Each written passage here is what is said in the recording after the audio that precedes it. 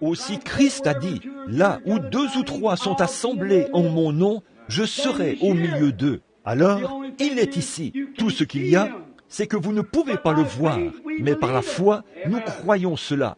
Je peux vous prouver que la radio aussi passe ici, des voix. Je peux vous prouver que des images sont en train de passer ici. Ça ne sera pas capté par ce tube-ci, ça ne sera pas capté par ceci, ce dispositif à cristal, par ce micro. Ce morceau de tissu-ci ne les reproduira pas non plus, parce qu'il n'a pas été conçu pour pouvoir le faire. Mais il y a un matériau qui reproduira cette image. Et Dieu a établi des gens dans l'Église. Premièrement des apôtres, ensuite des prophètes, des docteurs, des évangélistes et des pasteurs. Tous pour le perfectionnement de l'Église. Comment pourrions-nous rejeter l'un et dire que l'autre n'existe pas? Dieu le fait lui-même. Il ne s'agit de rien d'autre que de s'abandonner au Saint-Esprit. Et à partir de là, le Saint-Esprit prend la relève. Et vous ne savez pas ce que vous faites. C'est l'œuvre souveraine du Saint-Esprit. Maintenant, mes amis, vous qui vivez ici, dans ma ville, et je veux dire ceci maintenant, avant de terminer ces réunions de réveil, un de ces jours, il ne restera même plus une seule cendre à Jeffersonville. Il n'en restera pas une seule à Charlestown. Il n'en restera pas une seule à Louisville. Ce monde est mûr pour le jugement. Ils ont maintenant une bombe à hydrogène que la Russie peut tirer de Moscou, la faire atterrir sur la 4e rue. Et chacune de ces fabriques de poudre, par ici, s'enfoncera 25 mètres sous terre, avec une seule bombe, sur un carré de 25 km de côté. Elle creusera un cratère profond de 45 mètres dans le sol. La main est sur la détente. L'horloge continue son tic-tac. Il est plus tard que vous ne le pensez. Pourquoi attendre jusqu'à ce moment-là? Souvenez-vous, si cette tente où nous habitons sur la terre est détruite, nous en avons une qui nous attend. N'ayez pas peur des bombes à hydrogène, ni de rien d'autre. Tant que vous avez Christ dans votre cœur, c'est le meilleur abri anti-aérien que je connaisse. Il est fait de plumes. Sous ses ailes, vous demeurez. Alors, ne vous inquiétez pas de ces choses-là, si vous êtes chrétien. Mais si vous n'êtes pas chrétien, vous êtes certainement dans une position terrible. Vous ne savez pas à quelle minute votre cœur va arrêter de battre. La Bible dit que les hommes mourraient dans les derniers jours de problèmes cardiaques. Le cœur des hommes qui défaille, la peur, la perplexité des temps, la détresse parmi les nations. Regardez cela, il y a 10 fois plus d'hommes qui meurent que de femmes.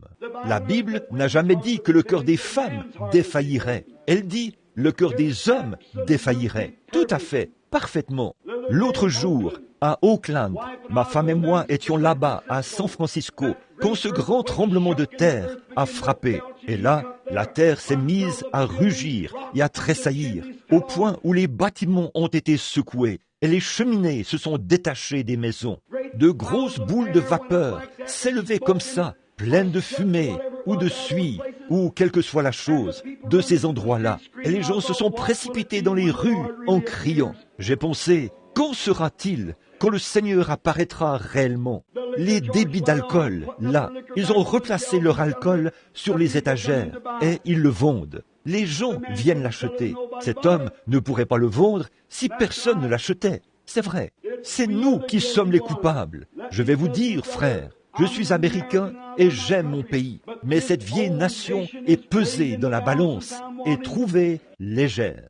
Elle est en train de sombrer, aussi certain que je suis un ministre derrière cette estrade ce soir. Maintenant, je dis ça pour trouver grâce devant Dieu. Je le dis parce que Dieu me met à cœur de le dire. Et la meilleure chose à faire, c'est de vous préparer pour la venue du Seigneur. Maintenant, croyez en lui. Ayez foi en lui. Maintenant, tous les mots que je pourrais dire, je le répète, ne vaudraient rien en comparaison de ce que Jésus dirait. Mais vous rendez-vous compte de la position dans laquelle je me trouve avec ce groupe de gens ce soir? J'ai soit mal interprété quelque chose, soit j'ai dit la vérité. Maintenant, si Jésus-Christ est ressuscité des morts et qu'il a promis que nous ferions les mêmes choses que lui, et j'ai affirmé depuis ma tendre enfance, je n'avais pas 18 mois, je pense, mais en tout cas, je n'avais pas plus de 2 ans. quand j'ai eu ma première vision. Ça a été ainsi toute ma vie. Les gens qui sont ici dans le tabernacle le savent. Pendant tout le temps que j'ai été ici, pas une seule fois ça n'a failli, et ça ne faillira jamais, parce que c'est Dieu. Cela a fait le tour du monde. Un grand réveil a été déclenché. Et maintenant, par la grâce de Dieu, j'en suis à mon 2e million d'âmes qui ont été gagnées au Seigneur Jésus lors de mes propres réunions. Le 2e million. C'est vrai.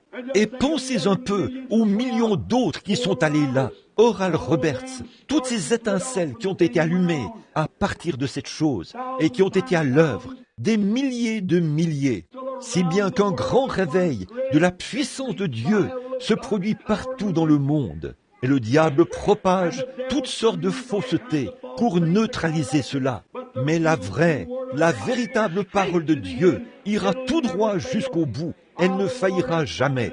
Moi, l'Éternel, je l'ai plantée, je l'arroserai jour et nuit, de peur qu'on ne la ravisse de ma main. Or, ce soir, j'affirme que Christ est ressuscité des morts. Il est le même, hier, aujourd'hui et éternellement. Maintenant, que le Seigneur vous bénisse. S'il le fait, alors vous, si vous croyez cela, que Dieu vous bénisse. Demandez-lui alors, quand il entrera en scène, si Christ apparaît ici sur cette estrade. Voici un défi. Si Jésus-Christ, le Fils de Dieu, apparaît ici même sur l'estrade et fait les mêmes choses qu'il a faites quand il était ici sur terre, croirez-vous en lui? Regardez-le sur le chemin d'Emmaüs, comme ces garçons ont rompu. Quand il a rompu ce pain, il a fait là quelque chose qu'aucun autre homme ne pouvait faire. C'était quelque chose que seul Christ pouvait faire. Et ils ont reconnu cela. Maintenant, s'il veut bien faire la même chose ici que seul Christ peut faire, non pas quelque chose de faux, mais exactement la même chose qu'il avait faite, alors croyez-le, recevez-le, ayez foi en lui, aimez-le, servez-le. Je vais vous dire une chose, adhérer à une église ne suffit pas. Ça ne marchera pas. Il vous faut naître de nouveau. Il ne s'agit pas d'une excitation émotionnelle. Il ne s'agit pas d'un petit quelque chose que vous avez dit. Eh bien, j'ai poussé des cris, j'ai parlé en langue, j'ai fait ceci. Il ne s'agit pas de ça. Quand tout au fond de votre cœur, quelque chose vient vous changer et que vous devenez une nouvelle créature en Jésus-Christ. Vous recevez la personne, Jésus-Christ. Quand les choses anciennes meurent et que les choses nouvelles naissent de nouveau, vous redressez vos torts, vous aimez vos ennemis, vous priez pour ceux qui vous maltraitent. Ça, c'est quand vous êtes chrétien. On reconnaît l'arbre aux fruits qu'il porte. Que le Seigneur vous bénisse maintenant.